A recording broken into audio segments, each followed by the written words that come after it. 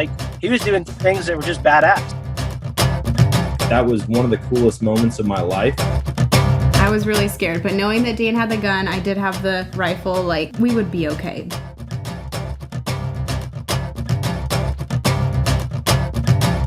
All right, guys, welcome to today's show. And on the show with me today, I've got 3 generations of Leschinsky's. These guys are all amazing. We've got Safari Dave. He's the grandpa / dad of the group. Then we got brothers Shane and Shawn, which Shawn's been on quite a bit. And then Hunter.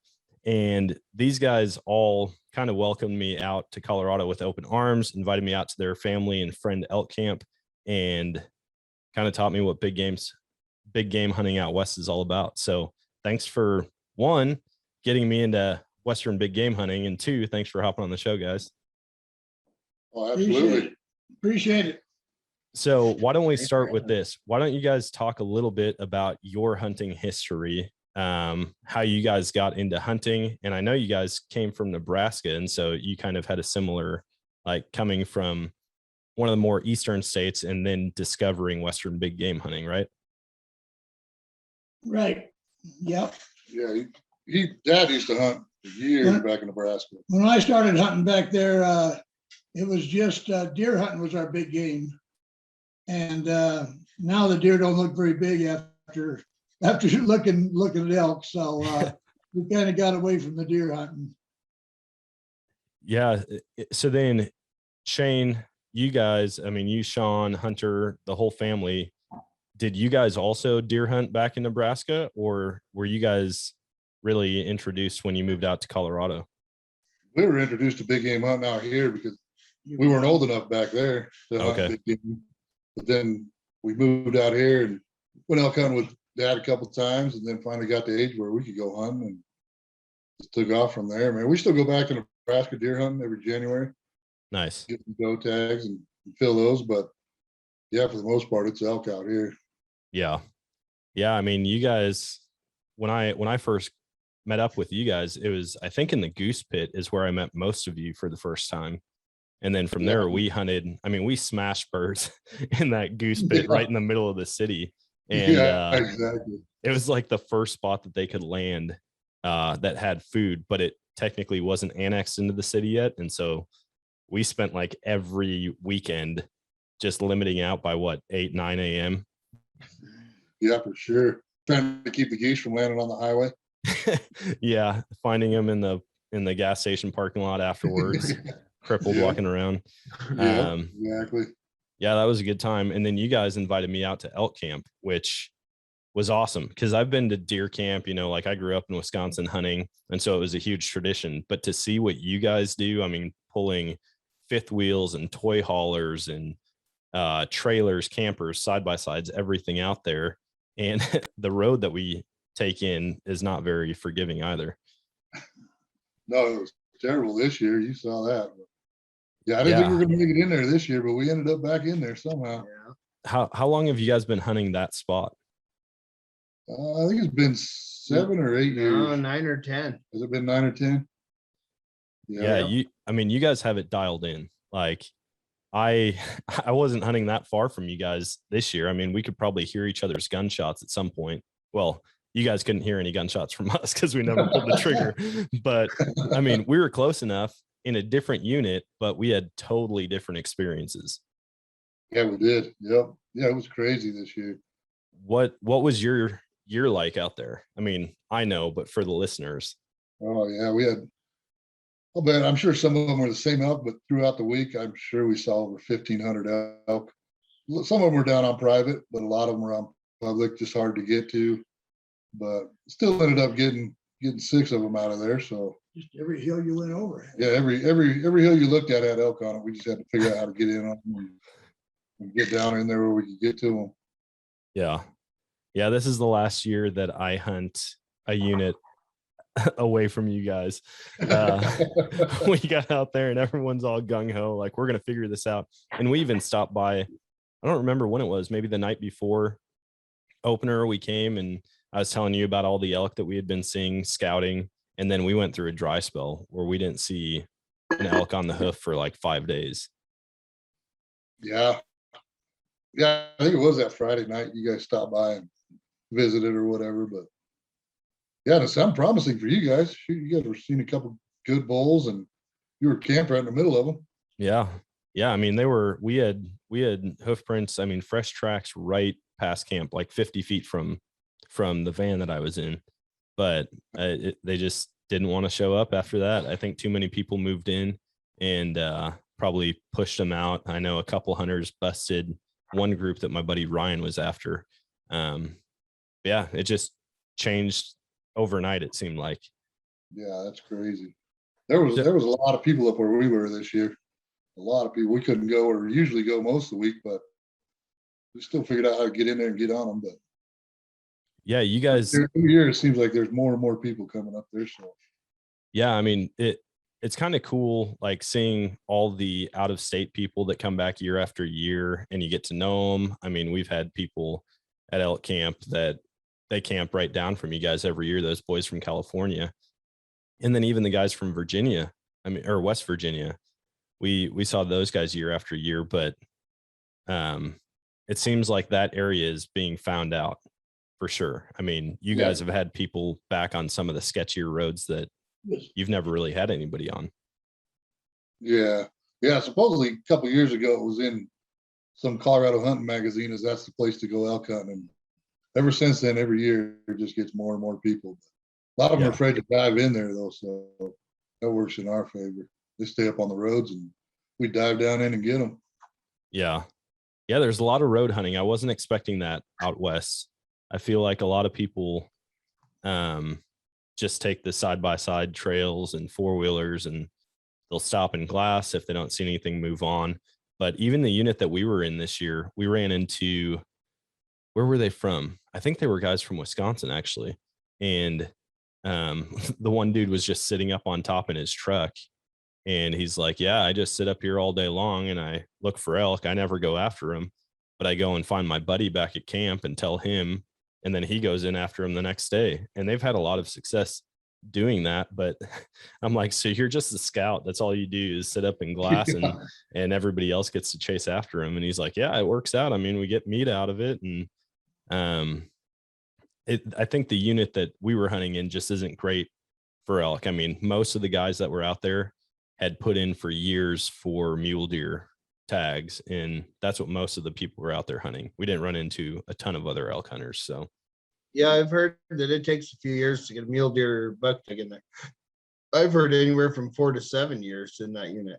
Yeah, it was funny. We ran into a bunch of non-resident guys and then a bunch of resident guys, and you could tell within 5 minutes of talking to them, even if they didn't say where they were from, just with how helpful they were.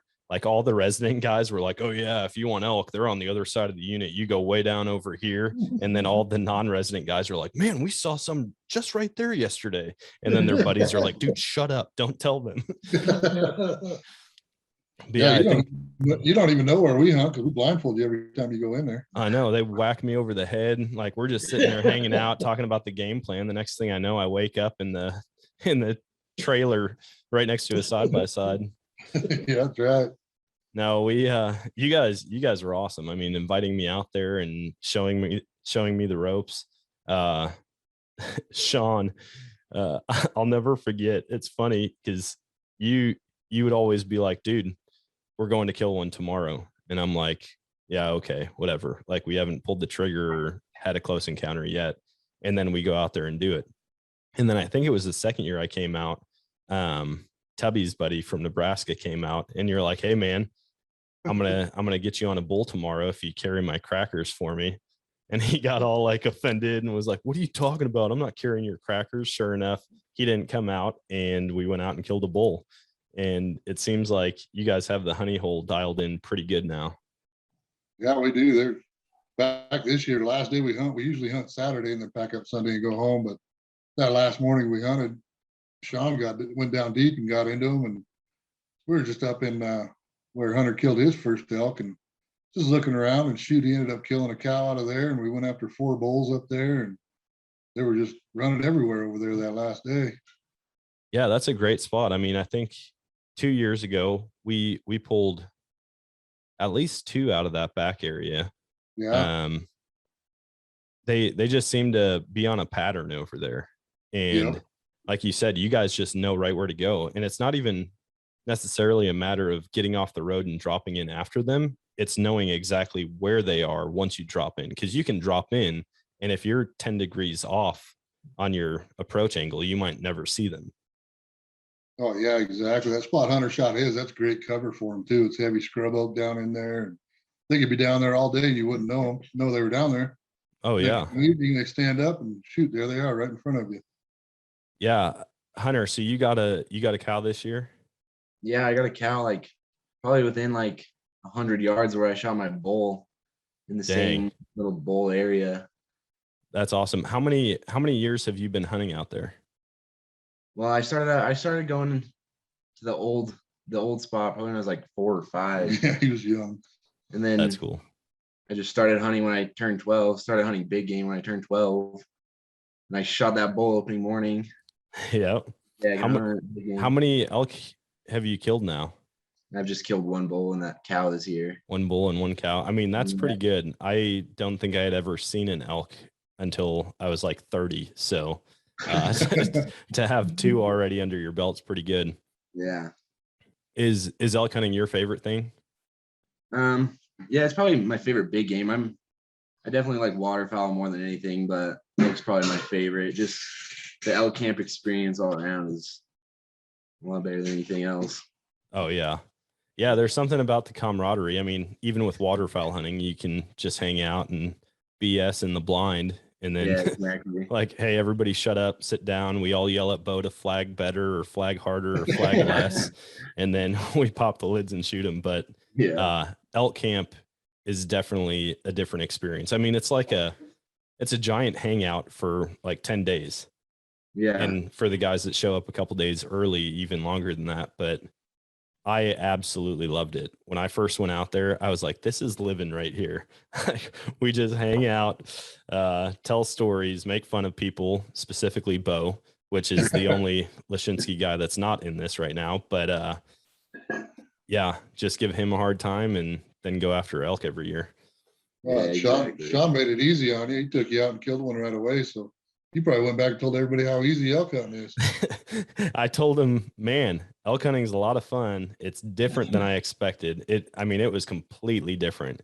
And even hearing the different strategies that you guys use in comparison to other people, like in my mind, most elk shows that you see aren't like rifle hunts where you're a long ways off or you're riding on side by sides.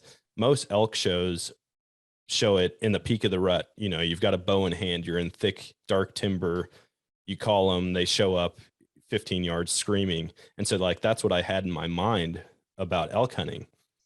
But then to get out there and see the big open country, to do a lot of glassing, to put miles and miles on both your feet and the side by side, it was just not at all what I envisioned coming from the East and experiencing it for the first time. Oh yeah, we hunted like that for years. Go walk up a mountain, think you're going to run into them, and shoot, we hunted for 20 years and never saw any elk. Dang. Then just kept learning, and now you get across from them, you can look down on them and find them, and then you come up with a plan how to get to them. Yeah, it works out good now. Well, that first year I had a choice to either come hunt with you guys or hunt with a couple of guys from work. And I think we were talking in the Goose Pit one year about like how you guys do, how many elk you see, how many elk you kill, and then going over to Shawn's place, seeing all the mounts on the wall. I'm like, man, these guys really know how to do it. The other guys, they wanted me to come out archery elk hunting with them. And I was like, okay, sweet. I'm like, how many elk do you guys see? How successful are you? And they're like, well, we've never actually killed an elk before. And I was like, wait, what? And they're like, yeah, no, I've never even like shot at one. And I was like, how long have you been doing this? And they're like, 13 years. And I'm like, okay, it's settled. I'm going with the Leschinskys. Yeah, we used to bow hunt. We bow hunted for about 10 years there. That's a totally different hunt. It's totally different than rifle hunting. And we were in them every year. We could just never quite get it done. We can't get close enough with a rifle, much less with a bow. Yeah. Yeah, I can't imagine having to be, within 50, 60 yards of them, especially like when I mean, I guess they're herded up most of the year, but the amount of eyes, noses, and ears that you have out there, like you guys were talking, seeing 1,500 elk over the course of the season. What were you looking at? Like two herds of 200, 300? Oh yeah, there was herds 200-300. Shawn said there was a herd the last day he dropped in. He saw a herd of about 500. Jeez. Yeah, they were herded up big time. Yeah, to try to get close enough with that many. I mean, they've got elite senses. They're like on a different level. And even I think it was the first year we had some bust us from like 700 yards away. Yeah. I mean, we were like moving slow, but the wind just shifted and all of a sudden they were gone. And I'm like, there's no way. And he's like, oh, there's a way. Like they will pick you off with their nose for sure. But like if something's off and that lead cow blows or, you know, does her little bark, whatever, they're gone. And sure enough, they did. But luckily we still made it happen. Yeah, they can smell you from a long ways away. Yeah, they'll trust their ears and their nose over anything. You can fool their eyes, but you can't fool their nose or their ears. Oh yeah. They're a totally different animal. So is that, I mean, if you guys all had to rank it, where would you land on the spectrum of like, what's your favorite thing to hunt? Oh, mine would be elk. Undoubtedly elk. Okay. I'm a giant waterfowl hunter too, but I don't hardly start waterfowl hunting till I'm done elk hunting. Yeah.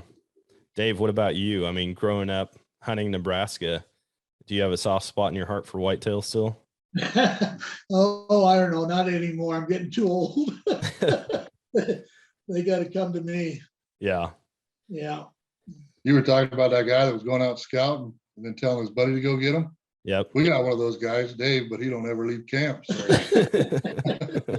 He's keeping an eye on camp, make sure they don't run by there. Yeah. Well, and you guys have had them run through camp. I mean, even turkeys. I remember my first year there was like 15 turkeys that ran right through camp, and everyone's like, wait, what? For real? Turkeys right now? Yeah, we got turkeys, wolverines, elk. Yeah, in the middle of the night, they'll come bring a herd through. Or badger. Yeah, not a wolverine. Badger. Well, and pretty soon it might be wolves, unfortunately. Yeah, they got one up I there. think we're in that part of the state. I heard that Colorado had their first livestock predation from a wolf. Yeah, that was that herd or that group of wolves up there about where we're at. Dang. Area. That's crazy. Yeah, I can't imagine being out there trying to chase after elk and having wolves rolling through. Nope. No, I can't wait till they're delisted though. Yeah. Oh, that'll be a good time. Just another tag. Yep, it's going to get more and more expensive. It already has. They've raised non-resident prices quite a bit. I'm sure. Yeah. Especially the application, the preference points. I mean, like for the big three, I'm having to put in $300 a year just for preference points on them now. It's $100 a point. $100 a point for non-residents now. That's crazy. Yeah. That ain't right. Luckily, Shawn keeps drawing, and I can go get the experience without having to fork over $2,500. Yeah, this is the year for bighorn, isn't it? It is. Yeah, it's just skipped a year. Yeah. I'll see you soon. Yeah, you let me know when does that come out? I mean, that doesn't come out for. I don't even get to apply until April. Oh, and yeah. then I don't think results will show up till June. So I'll keep you posted. I'll let you know what days to mark off your calendar. Does that fall around the same time as the goat and moose? The goat, they're like early September, I think. You Okay. can get some late season ones, but I'll just have to see which one I want to kill is about what it comes down to. Then applying's the easy part. Yeah. Are you Just trying to do? what do I want to do it in? Are you trying to do desert bighorn or No, in Colorado, if you can save preference points for Rocky Mountain bighorns, and your preference points don't count for your desert bighorn. So I've been applying for so many years that if I use them for a desert bighorn, I just essentially burn all the points that I have. So I'm gonna try to hunt my Rocky Mountain Bighorn first, and then I'll reapply again and put in for the Desert Bighorn when I don't have to pay for points anymore. Nice. Because points don't matter, so I don't have to pay for them at $50. Yeah. No, that makes sense. It's been fun. I mean, just moose, elk, goat, like those are all things growing up in Wisconsin. I just never thought I'd have the opportunity to hunt them. And then moving out there, you guys introducing it to me. And even now I say it's expensive. It's a decent amount of money, but when that's your like number one passion, and you look at it not only as like, hey, I'm spending $650 on a tag, but also that's paying for a week away or 10 days away where you can get out in the mountains doing what you love. It's really not that bad. Yeah, but you got to also factor in your lost wages for taking off a week of work and the money we spend on fuel and the money we spend on groceries. I know that if I went and bought a half a cow, I'd be money ahead at the end of the year, but I don't love that. Not like I do elk hunting. You don't get the experience like you do elk hunting. You go out for a week, not seeing elk and still be worth it. Yeah, I'd turn around and buy a cow and still be happy with my purchase, even if the cow cost me twice as much. Yeah. If I just get that week away with my family and my brothers and everybody else involved, that's what it's about to me, just being there. Well, you say a week away, it could just be like 15 minutes away when you shoot your moose on the first day of season. I could see where that one was going. Yeah, but also remember, I didn't go back to work after that happened. No, we didn't. We didn't even let anybody know the moose was down. We just hung out for a couple days eating backstraps. We were still living the dream. Yeah, we were eating heart and backstraps and tenderloins on the mountain. Yeah, that was a good time. It's a good thing you guys came out and scouted. Oh man, we found them 200 yards down the road and shoot it. I was never expecting to see how many moose we saw. In my mind, like if we saw one that weekend scouting, it would have been a good trip. And we ended up seeing like 23 or 24 in 2 days. Yeah, there's a lot of moose up there. Yeah. Yeah. Hopefully one of these days I'll draw. Now I've been debating whether or not to keep putting in for preference points in Colorado or to just save that money and go up to Alaska and hunt up there. Yeah. How many points do you have? I've got 4 now. So this year will be number 5. Yeah, put in for one more, and then at least you got a little bit of odds working in your favor. Yeah. But after that, just, if you put in and don't pay the extra money for the point, you're sitting on 2 points. You're doing better than most. Yeah, it's just $2,400 once I do draw. And I'm like, man, I could buy a flight to Alaska and buy a moose tag up there for that price. Yeah, no kidding. They got some big ones up there. Yeah, that'd be a good time. So you can't get the Grand Slam without the Shiras. No, that's true. Well, and now I've got an awesome connection in Maine, so I can get over there. And I mean, I've got to put in for there too. I don't know how these guys put in all these different states every year. I wish I had that kind of income. Yeah, exactly. Walk me through this season, I guess, out in Colorado. How did that go? I mean, did you guys get there a couple days early and go out and see what was moving around, or we usually get up there on a Thursday. The season starts on Saturday, but we'll take off Thursday morning, get up there, set up camp. You got to stop at Clark's, have some lunch, of course. Then get up there, set up camp. Usually that takes us to about sundown. Then the next day we'll get up and people are still filtering in, but we'll go up, do a little scout and see what we can find, see what's around. Yeah. So you guys, you got up there. How many people did you have up there this year? How many people did we have? I think we had about 18 people, and a couple of them were just there pack mules basically. So we probably had 15, 16 tags probably to fill, elk tags. Okay. Then there's a few bear tags in there. And I ended up with a doe tag this year somehow. Nice. Yeah, then we get out Saturday morning and start hunting. Had a guy from work invited. He lets us go hunt back there and the whitetail deer, the does. So I invited him to elk camp, and he didn't want to hunt, but his son was. So we got him on elk 9 o'clock in the morning, opening morning, and he got that a nice 5x5. That's awesome. Yeah, it was crazy, but worked out good. Yeah, it's cool. It's cool to see how you guys kind of all put in effort to get new people an elk.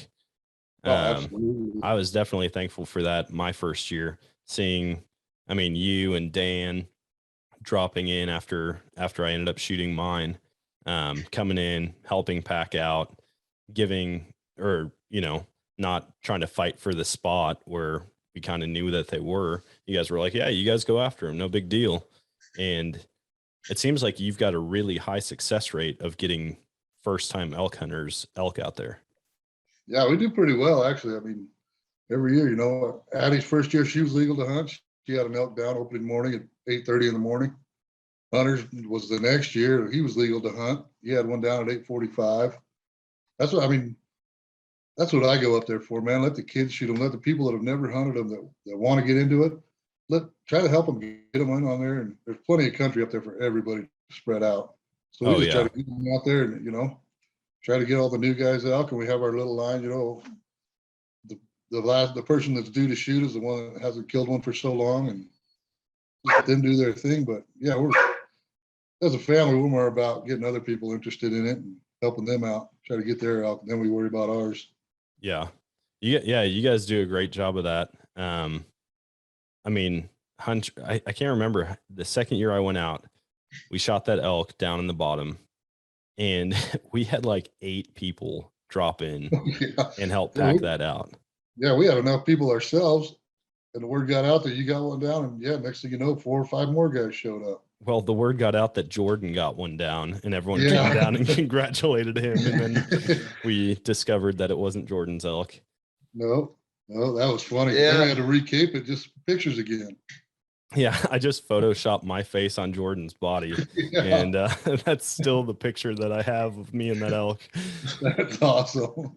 And so in 9 years, I've led a first timer to their elk every year. Jeez, that's impressive. Yep. Haven't missed 1 year. Well, and to think not only have you done that, but you've gotten elk mixed in there also. Yeah. I mean, the last time I went out there, you shot an elk, and then I think it was the next day or 2 days later, I got one. Yep. But yeah, I mean, there's just a lot of bulls that you guys pull out of there. And how many, you saw some monsters this year? One in particular. Yeah, Shawn was after one. I got one that'll keep you awake at night. Oh man, there's plenty of those out there. I've been awake at night. I think the first year we heard them bugling at night, and it didn't even matter to me how big they were. I was just like, could hardly sleep when we went and set up spike camp. Yeah, that was awesome. Yeah. So that happened again this year. I had a friend with me that he killed his first one last year, and we hiked in, and he knew, or I told him, like, we're in them like we normally aren't. I said, this is going to be special. And he's like, what are you talking about? And I said, you're going to wake up to elk bugling in the morning. And he was like, no way. And at one point in the morning, we had like a stampede outside of our tent where there had to be 30 or 40 elk that all just took off running at once. And we were just hunched up in our tents, just hoping they were running the right direction and weren't going to plow through us. But we had a whole bunch of them that took off. And then once that kind of was the noise that woke everybody up in the morning. And then for the next 10, 15 minutes, they were screaming all around us. And then finally, by the time it was shooting light, we'd get out of our tents and look around. There wasn't one near us. So we had to go get back on them and get back into them again. But it was awesome. I shot 2 elk that day. How many days were you on elk this season? We kind of stepped away from that spot because there were some other people getting in there before us, and the elk were just hanging out in the back corner. And we just left those guys to the spot, and I don't think they had much luck, but they weren't dropping in on them. Yeah. And when it got close to the end of the week, those guys took off, and we went and got in on them on the last day for sure. And we ended up shooting 2 elk in there. Nice. I know we were seeing the same elk they're just so far in that without corner crossing and things like that, there's not really a good way to get to them. Yeah. So we kind of let them be and let them get comfortable, and those guys weren't pressuring them too hard. So once those guys left a little early, we snuck in behind them and ended up killing 2 of them on the last day, but hiking in past where anybody else was willing to go. Yep. Dave, you've had a pretty killer year. Yeah, a little bit. Yep. Don't be shy now. I got to hear some of these stories, 'cause you brought one of your elk out to elk camp and kind of showed it. I mean, we stopped by it that first day and it was already sitting out there, and you're like, oh yeah, that was from Wyoming. Yeah, that was a nice 6x6. And we were on a ranch that they kind of helped us find them. And then the next morning we just went out there and they were still in the same valley. So they had the scope and stuff to find, to tell me what it was and how good it was. And it was 630 yards when I shot. And holy cow. yeah, and knocked it down. So, and then I had to shoot it one more time, but I didn't go very far at all. And it was a sweet hunt. Yeah, that's awesome. And then after that, you came out to elk camp, right? That was that would have been your second hunt, but you didn't get a tag. Yep, didn't bother. And then from there, where'd you end up going? Then we went to a private ranch north of Craig, Colorado, and it had 2 partials. They were 50,000 acres each partial. And we just kind of stayed on the one partial, the first one we went to, and we seen elk everywhere again, but they wouldn't get close enough to where we could get a shot at them. They always stayed a couple miles away, but every hillside had a couple, 300 elk on it. Dang. But we finally snuck up on a couple cows, and I guess we snuck up on a cow one day, and then 2 days later we got the other cow. So they just happened to stop at the wrong spot and give us a shot for give us a chance for a shot. Yeah. Man, that's awesome. And then did you go out on a third elk hunt? No, no. Okay. So those were the 3, was elk camp, Wyoming, and then that private. Right. Yeah, so the private was a Rancher for Wildlife tag where he got a bonus cow tag. Oh, sweet. We were out there with an either sex tag, and then they said, hey, if you're coming out, go pick up this cow tag. And so he shot 1 in Wyoming and then 2 of them on that Ranching for Wildlife tag. Man, that's sweet. Yeah, it was a cool deal. They didn't have much for bulls on that ranch. All the bulls we seen, we didn't see that many of them, and they were all raghorns. Oh, okay. But other than that, there was just elk everywhere. Yeah. It's crazy when you get into elk. I mean, that you can smell them, you can hear them, you can feel the ground rumble if you're, close enough when they're running or sleeping in their path. But yeah, there's nothing like it. I think whitetail hunting will always hold a place in my heart just because, the seasons are long. You can do it. I mean, I've been whitetail hunting. I went out today. I've been going out since September 15th here. So, I mean, it's a long season with a bow. And, but elk hunting, there's something about that, man. The tradition that you guys have now that you invited me out on, I can't wait till my son can come out and hunt with us, or absolutely. Colt. I mean, he'll be out there eventually. Absolutely, man. Yeah. And deer seem to be singles or 2 or 3, in a group, where elk, if they're around, they're in big groups, it seems like. Oh yeah. It's crazy to me, like thinking about how much smaller a whitetail is and how there might be more of them in a state, but like you said, they're not in huge groups. Like if you see 20, 30 deer out in the field, that's a lot. Whereas that's just like a normal or small herd of elk. The fact that there's that many several 100-pound animals all running around wild and you still can't see them sometimes, like they might be in the valley. I remember, speaking of, first year I came out, we went out scouting. We were overlooking the burn area. Yeah. And I mean, we had 4 guys on glass looking out there, and we were there for probably 20, 30 minutes. And then all of a sudden it was like, hey, there's an elk. And I'm in my mind, I'm thinking, we've been looking at this area. There's no way anything's moved on this hillside without us seeing it, because it's all burned. There's no vegetation. And then we see one. And as soon as everybody like gets walked into that through the binos, it's like, oh, there's another one. Oh, there's 20 more and 30 more. And it was like, they can just hide. They can disappear like that in open country. Oh yeah, he'll spot a bunch of elk and all of a sudden they'll all disappear. They'll all go in the trees and they're gone. Yep. Man, where in the hell? They got to be there, but you can't find them. Yeah. What does the rest of this year look like for you guys hunting wise?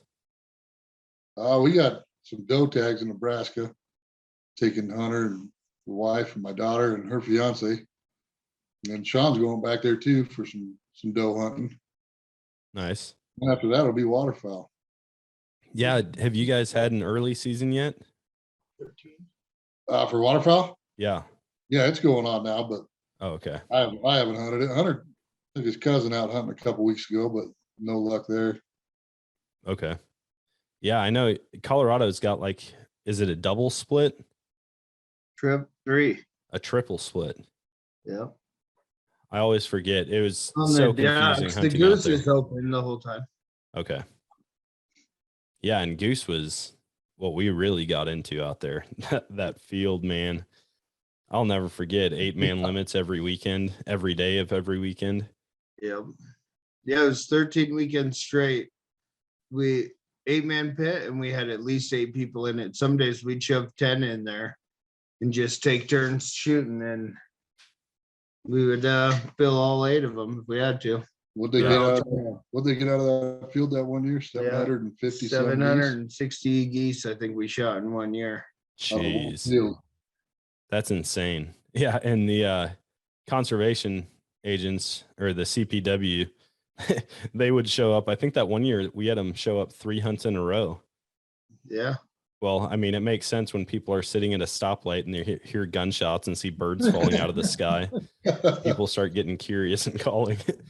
Yep. They land in the filling station. Yeah, that was hands down the best waterfowl hunting I've ever had. Oh, yeah. Yeah, that was killer. And to just literally like go grab snacks. We'd get hungry and we'd send someone over to get like some burritos or something. They'd be back in 15 minutes.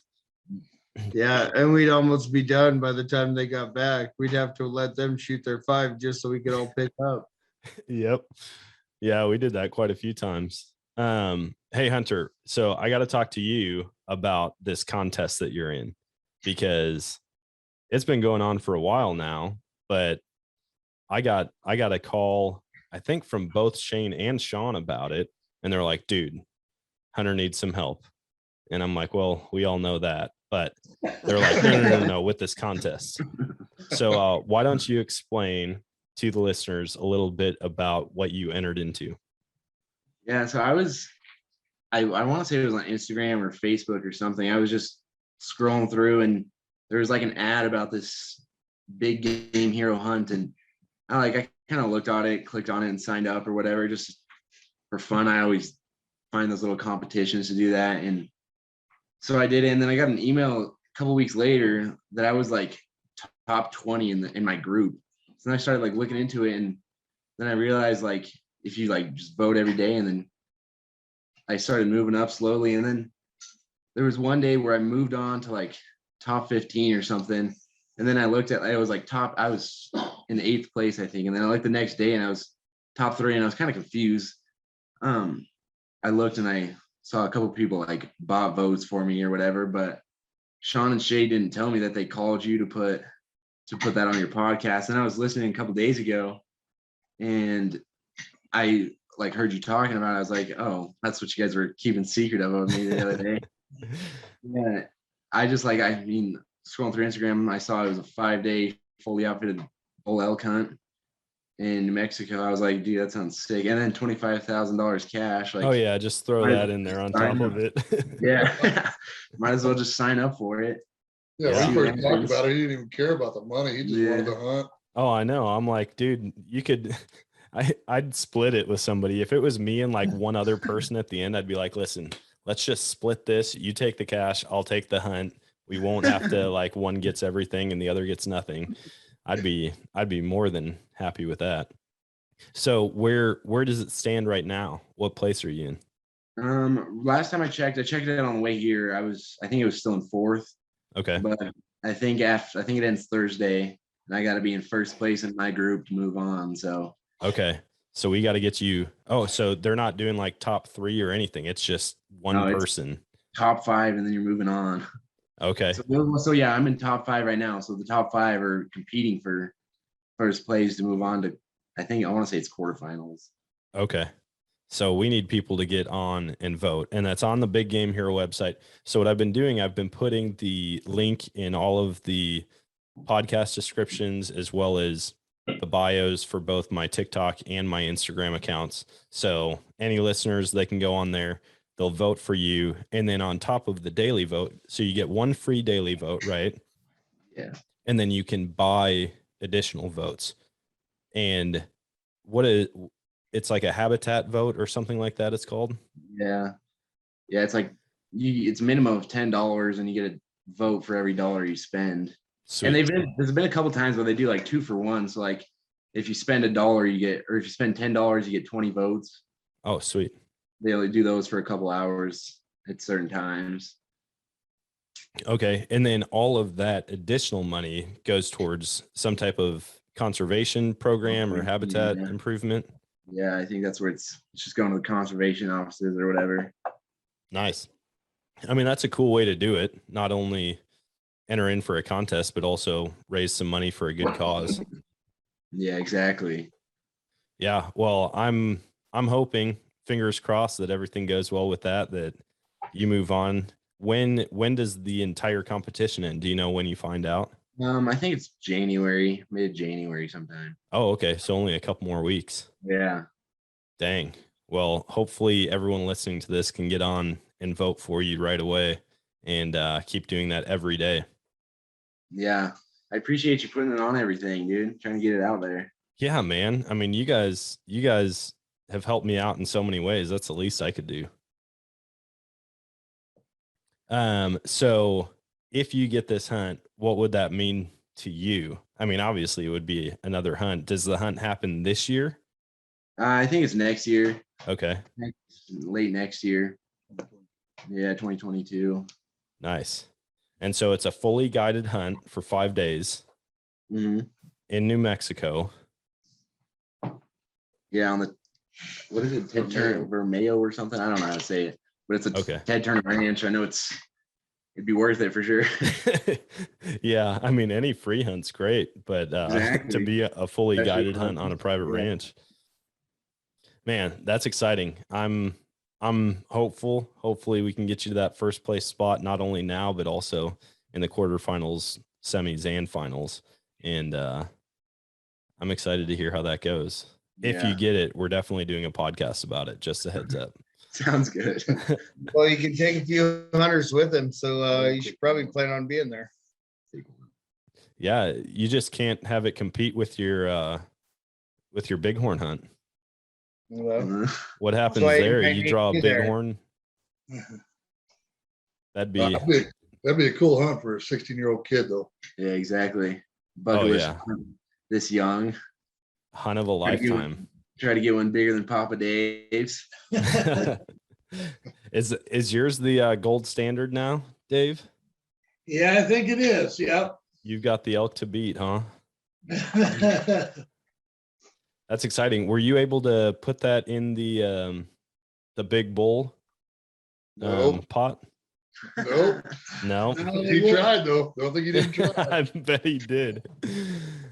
Yeah, that was also cool. We've always done little bets for whitetail hunting, but it's only like $10 or something like that. And they only do biggest buck. And I think the way they do it is like they add the amount of points to the inches inside spread. And so say you've got a 19-inch inside spread, it's an 8-point, you score out at 27. And so that's how they score everything. But they don't do first, biggest, and smallest, which is what you guys do, right? Yeah, we do the first tag field. It could even be a cow. It don't matter. Just first tag field. And then there for a while, we were just doing the biggest bull. They were letting bulls walk by. Yeah. And we're more the meat hunters. So we're like, well, let's do the smallest bull also. So we do it that way now. Smallest, the first, the smallest, and the biggest. And then when you get to the biggest, you count points. If they're the same, then whoever's in the competition votes on it. And Oh, nice. figure it out. And this year it was close. It was really close. So finally we decided we were going to measure these two and figure it out.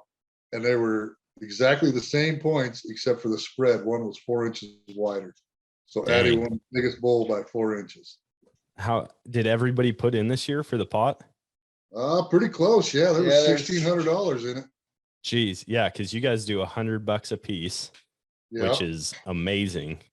That first year I was like, man, I don't know if I can swing $100. And I'm glad you guys talked me into it because I ended up winning Yeah. Yeah. Now you're paying what, $650 just for a tag? just for a tag. Yeah. They should add that into like CPW should add that in. Like Yeah. $100 of that goes to the bull contest. There you go. There you go.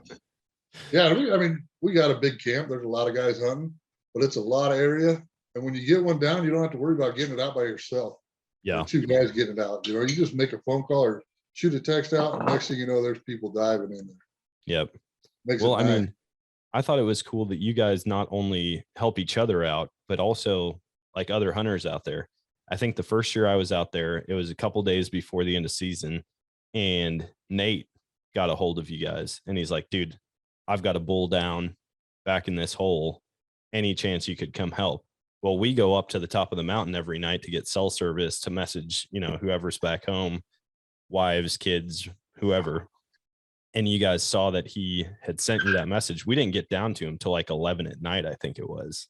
Yeah, it was late. But yeah, he was definitely grateful for that. That was a second kill that day for him. He shot a buck earlier in the day Yeah. and then got a bull. He did. I think he did. Yeah. Yeah. And that's just how it goes. I mean, somebody's out there needs help. That wasn't the first time. The first time we met Nate, he was out there hiking to where we pack in from the parking lot. That's a 10-mile hike. And then they were going from there. 6.5. Well, and then they were hiking and hunting from there, and no water and stuff. So we ended up giving them a ride around during the week and helping them out best we could. But that, like Patterson, that's how Shawn met Patterson, helping him get his deer across the fence. Man, that's so cool. And I mean, up there.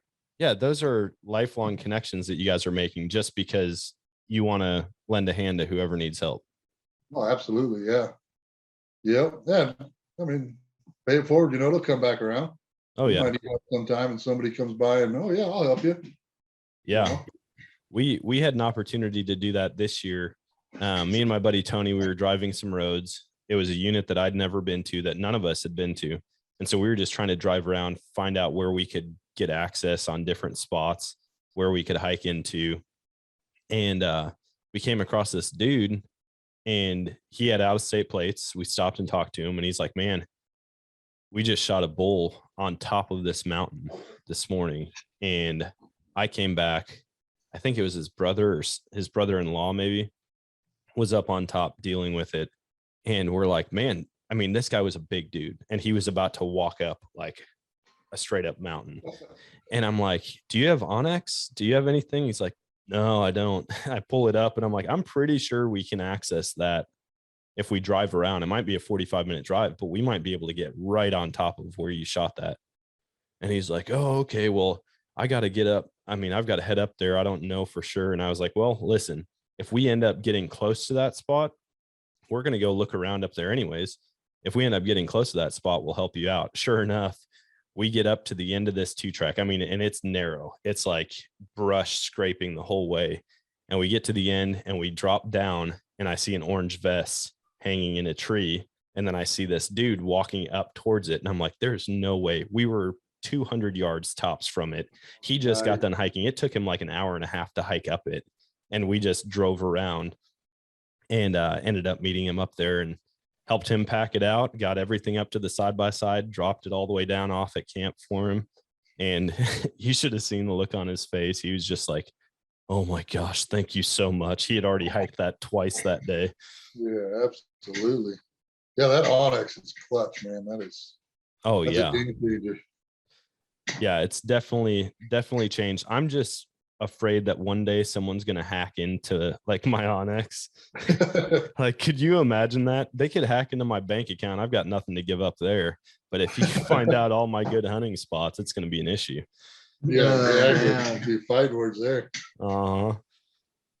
So what about dream hunts for you guys? I ask all of the podcast guests this.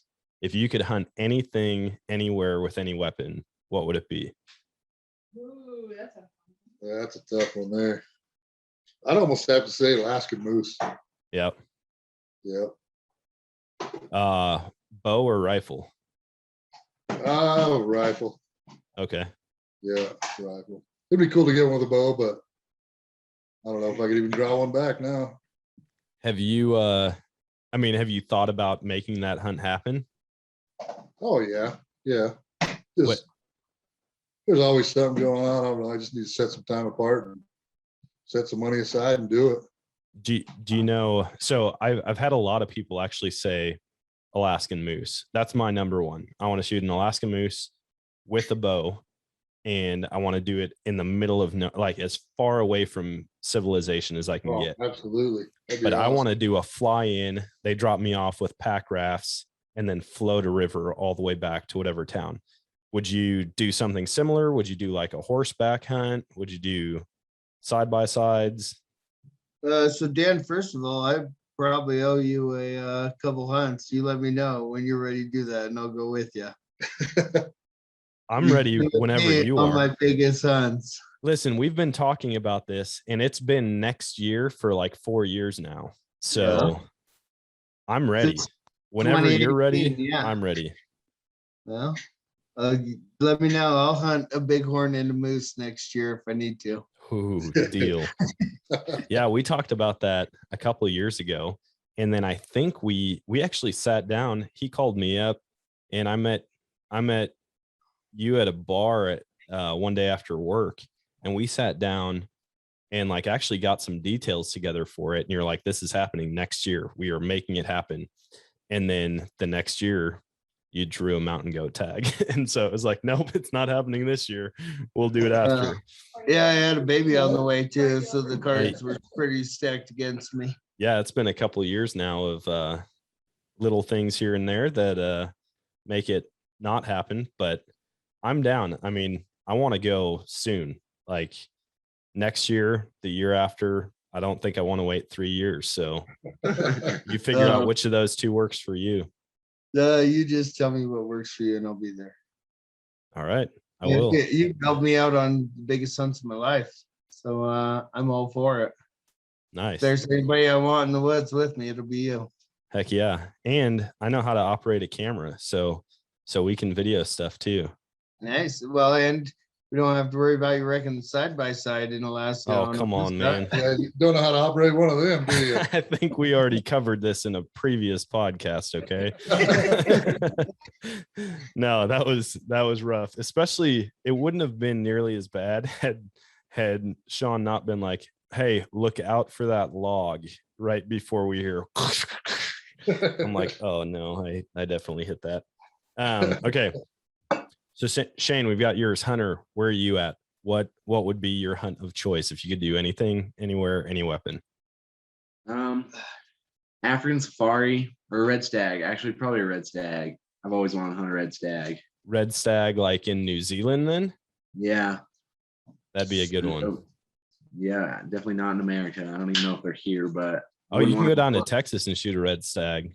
Nope, wouldn't. I'd want to get out of America to do it. Yeah, the red stag would be amazing, and just the scenery would be awesome. Yeah, exactly. There's It's a different place than here for sure. Yeah. Would you do it with a bow or a rifle? No, definitely a rifle. I wish you would have said spear. Nice. Yeah, that's a good hunt. That'd be a really fun hunt. Safari Dave? I don't move so good. I'd have to probably go with parrot and dove over in Australia. Argentina. Oh, nice. Yeah. Yeah. That'd be amazing. Yeah, you don't have to get out and hike for that at all. And you have a whole No. team of people that'll reload your gun for you down there. Yep, all you gotta do is shoot. Yeah. That'd be a really good time. Have you seen the video of the world record? No. This guy, he sets a world record, most doves killed in 24 hours. And he had 3 side-by-side shot, or I think 3 over-under shotguns. And he had a whole team of people that were just reloading them. And he'd pull up, boom, boom, pass it off, boom, boom, pass it off, boom, boom. And it was that many. I may have this number wrong, but I'm pretty sure it was somewhere in the ballpark of 11,000 doves in 24 hours. I'll It be was- like that. It was They want- crazy. They want the parakeets shot more than they do the doves because the parakeets got the crooked beak and dig all their plants up. Oh yeah.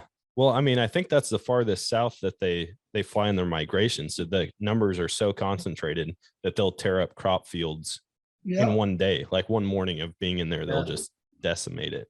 Yeah, they're like snow geese. Yeah. All right, Shawn, where are you at? What would you hunt? Man, that's such a tough question. I wanna see the world. But I don't know. I want to do something totally extreme, test myself, polar bear or muskox or something that grizzly. completely pushes me to the limit. I like the do-it-yourself thing, and I mean, an Alaska moose certainly would be, Yeah. but I kind of just want to see what I'm made of at the same time. Yeah, I think I could see you doing like a doll sheep, like up in super extreme conditions, crazy altitude, cold weather. I mean, we got kind of used to suffering on that mountain goat hunt. So Well, I went back this year and it wasn't any better. Like, luckily, both times the weather was really nice, but it's been either way, they'll just push you what you think you can do, and it's no longer you against the game animal, more you against the mountain, and there's a game animal on the mountain. yeah. But it's a mental game at that point. It's not hunting something. Well, hopefully over the course of our lives, you and I can leapfrog each other, owing each other favors, right? So I'll get caught up. You can owe me a couple hunts, and then I'll owe you one again, and then we'll just bounce back and forth like that and chase everything. Oh, well, hopefully this year we can go straight from a mountain or bighorn sheep hunt straight into a Alaska moose hunt. Oh yeah, that'd be perfect. Well, I think I asked you this earlier in the year if you wanted to get out on a mountain lion hunt with me in January, but you were like, man, we've got so many hunts lined up. I was like, oh, well, there you go. He's still going to owe me. Yeah. So I'm taking a few kids next weekend in Nebraska, one first timer and then a nephew and my daughter, and we're going to hunt some does and stuff, but that'll be my 5th or 6th trip this year chasing big game. And that's why I haven't got to shoot any waterfowl this year. Is we go hunting for the weekend and we come home and we butcher elk for the next 7 days, and then we'll do it again. And between that and just having a newborn and some other things on my plate, I just been hunting big game more than I haven't got a chance to get on anything else this year. Yeah. With all the tags that got drawn in the family. Yeah, you guys. I think Shawn wants to go to Alaska and hang out with Sue Sue Aiken. Aiken. Oh man, that would be a good time. I wonder if she's still up at that north outpost, because I think when What do they call that? Kovic, isn't it? Or Kavik. Kavik, yeah, that would be a good time to go hang out up there. But I think that the last episode that I saw, she was buying property somewhere farther south, and she wasn't going to be running that anymore. I know she's got a place in town somewhere. No, she got a cabin somewhere. Yeah, it's in town. How about we just buy it from her, and we can all just There you go. one of us can hang out there and run the property, and then the rest of us will just come vacation up there. Yeah, you can run it. Deal. All right. Now, I don't think my wife would be so down for that, but I know mine. that would be amazing. We've been watching. Hunter's wife won't care. His husband? I'm just kidding. Dude, okay, I got to address this too. The last time that I saw Hunter before this elk camp, he looked like a little kid. I mean, he was still like a big kid, but no facial hair, nothing. And then I show up to elk camp this year, and he's full on beard. He's officially more manly than Addie now. So that's kind of a big deal. Yeah, Well, he won't shave it either. What's that? He won't shave it either. How long are you growing it out till you kill next? I know Shawn always does it every year. No, I'm probably gonna clean it up when I get a haircut. Are you doing everything but the mustache? No. Oh. All right. Well, If you do, I will. oh yeah. I do it every year for the 4th of July. You should have seen me this year. I did handlebars, I did a star on one side and stripes on the other.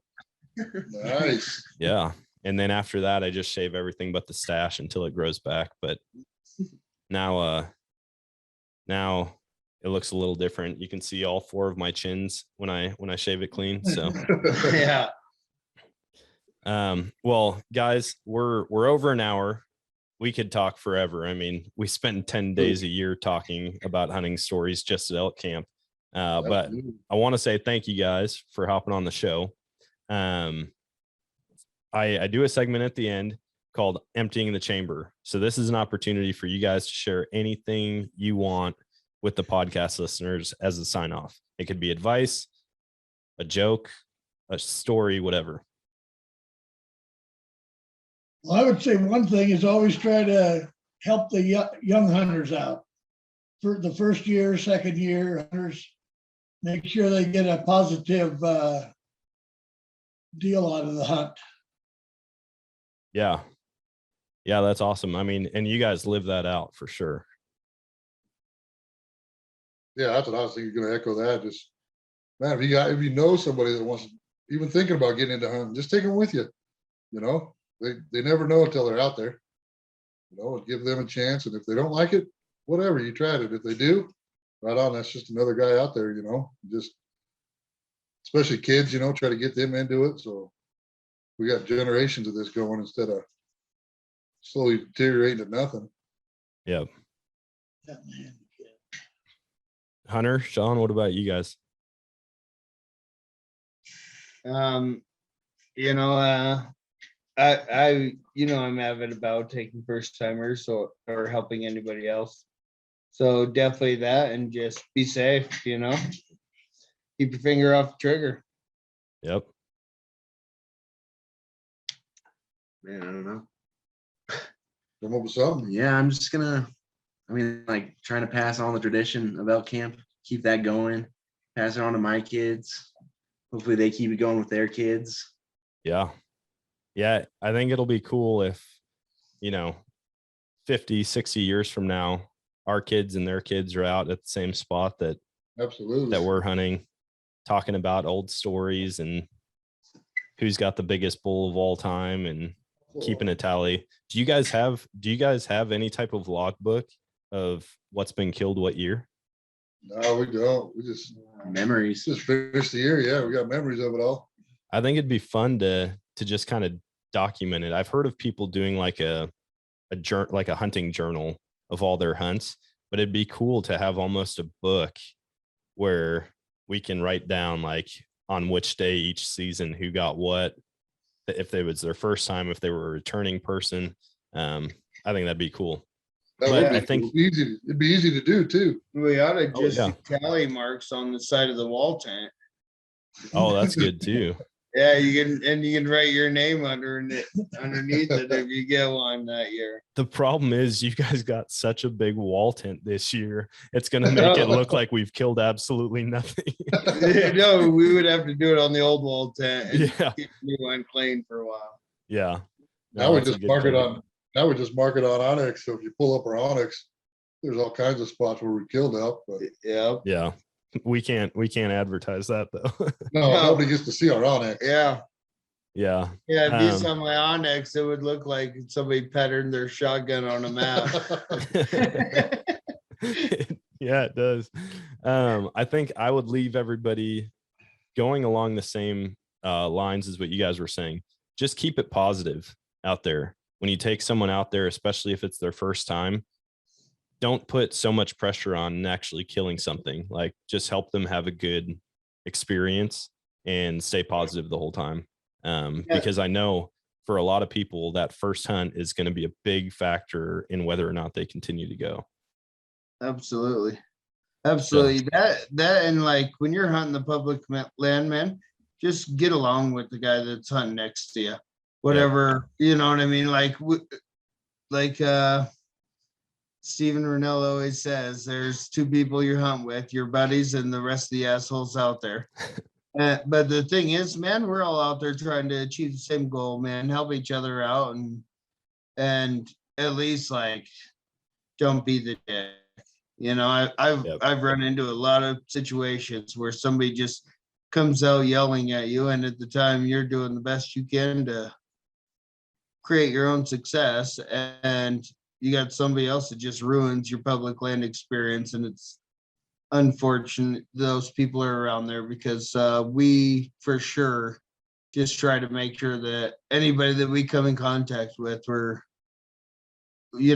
helping them out, or we're making sure they're having a good time. And if we can help them along the way, if they're deer hunters and we're hunting elk, we're pointing them in the right direction, or we're doing whatever we can to make sure that they have a good time. But more importantly, just not being a dick. Yeah. There's a handful of people that definitely stubborn and pissy, and it's you against them, when we could all kind of work together better. No, I think you guys do a great job representing a lot of what you talked about here tonight, and you represent the hunting community as a whole very well. Just the way you guys welcomed me in. I mean, you didn't have to take me back to your spot. You could have been like a lot of other people I've run into and point me in the wrong direction just so I stay away from the elk you're chasing after. But you guys welcomed me in with open arms, and so many other people. So thank you for that. Kind of like the guys you took hunting and pointed them in the wrong direction this year. Oh, I did. And that was very unintentional. All right. But I also knew that you guys would bury me if I brought that many people. Hey guys, I told them all about this. We'd send you down the Widowmaker. You would. Yep. You'd kick the tires off and then send me down. So it's great you're part of camp, man. We enjoy having you. It's yeah. a good time every time you're there, man. I'll be back next year. That one year you killed a bull and then came back to camp and killed a buck. Yeah. Oh man, I don't know if we've talked about that at all on the podcast. Camp. The 2-rack champ. Yeah. All right, before we sign off, I need one of you guys who was there for the original 2-rack champ to explain how that all came about. We can't name names though. No names. No names. Can't name No, names. we have a regular at elk camp that was there for his very first elk camp, and we promised him a bull, and he said there's no way. And we took him out. We found him on opening day, and he got back to camp and was telling everybody his story. And he said, "Hey, my wife's getting her boobs done today." And so he was, from then on for the rest of the week, he was the 2-rack champ. and 2 racks in one day. Yep, that legend stood until the day you shot a bull and a buck in the same day. Yeah. Well, so technically, I mean, he wasn't in camp, but Nate he was a 2-rack champ my first year. Yeah, and But- remember that he shot through the antler of his buck and killed it. I show that picture to so many people. I'm like, yeah, listen, there's this guy. He shot a buck mule deer during the day. Shawn, you and I rolled up on them, and they had just loaded it onto the 4-wheeler. Perfect hole right through the main beam. And he said what was going on is they got on it at like 400 yards. Right as he squeezed the trigger, it like turned to scratch itself with its antler, went right through the antler, right through the vitals, and dropped it dead. And then he went on that night is when he called us to help him pack out his bull. So technically there's been 3 2-rack champs throughout the process throughout the title. I think at some point I'm going to show up with a trophy, and it's going to stay at camp until a new 2-rack champ shows up. Yeah, absolutely. Yeah. Either that, or I need to be like the first one to be the 3-rack champ.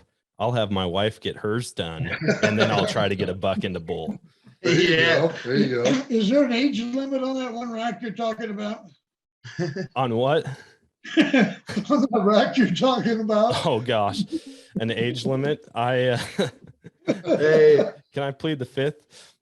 hey, for the record, that doesn't count for the biggest bull. It don't matter what size they are. Okay, But all right. you have to show pictures and we'll vote on it. That's awesome. Well, again, guys, thanks. We're gonna wrap this one up, but I'm looking forward to many more years hunting with you guys, and I'm excited to hear or get the phone call when you win, Hunter. Yeah. Yeah. Yeah. Everybody, please help. Yeah. All right. We'll catch you later. All right. Love you, man. Take care.